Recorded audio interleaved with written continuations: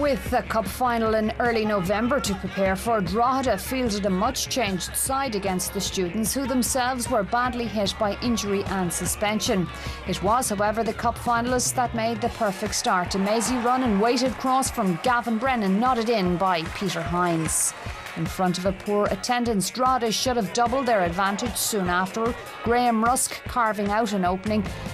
He found Gavin Brennan, but his pullback for Hynes was flicked away by Coyne.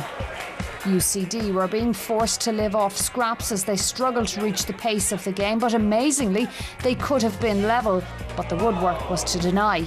Big Craig Walsh.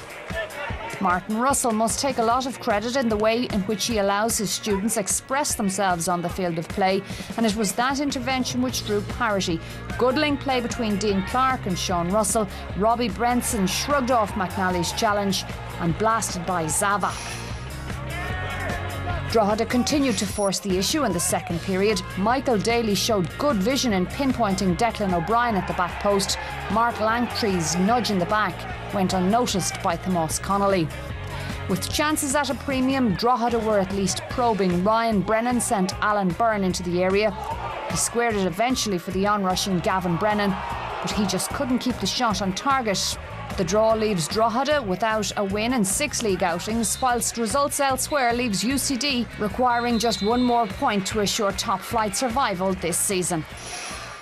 I made a few changes tonight, and it gives players a chance to show me that they want to play in the cup final. So, as I said, I'll make changes next week against Sligo and the final game, make sure everybody has plenty of game time before the big day out, and it'll give players a chance, as I said, to impress me and maybe get a shirt for the big day. It's still in our hands, which we're glad of, but we still have a bit of work to do. I think we may need another point or even 3, who knows, to avoid the relegation playoff and relegation itself. So still a bit of work to do, but we will focus now on the Shamrock Rovers game.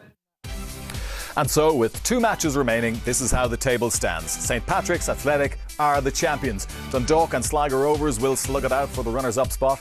4th place in the league will secure European competition next season if Sligo Rovers win the FAI Ford Cup on November 3rd. So that's between Derry City and Shamrock Rovers, the 4th spot. At the lower end of the table, Bows are nearly safe. They have a huge home game against Bray next Friday. UCD still in the danger zone, as we mentioned earlier on, and they have Shamrock Rovers and fellow strugglers Shelbourne still to come. The complexion of that relegation fight could change before the season's end, but right now Shelbourne are in trouble. They'll do everything possible to get something from the Limerick game this coming Wednesday. OK, Pat, just a brief mention of Drogheda United. Interesting to hear Mick Cook's comments after that game and how they're going to approach their league matches leading up to the FAI Ford Cup final, which is a brilliant end to the season for them. Do you think it's a good strategy, the way he's going about it? Yeah, I think that, a cup final, to focus on that, the leagues are relevant to them now, and I think to give players an opportunity to create competition for places, to look who's going well in training. Yeah, I mean, it's quite extraordinary. That's the FAI Cup final is going to be Mick Cook's last match as Drogheda manager, and presumably the staff as well. Presumably the staff won't be opportunistic and try and get that job. I'm sure they'll all go together.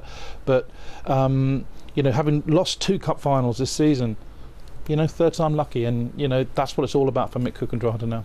Yeah, it certainly will be a great end of season for both Drogheda United and Sligo Rovers, and let's hope both towns are out in force that very special day at the Aviva Stadium, November 3rd, which of course we'll be covering live here on RTE Television. Now, the Republic of Ireland may not be going to Brazil 2014, but the international team and its affairs will always make the headlines.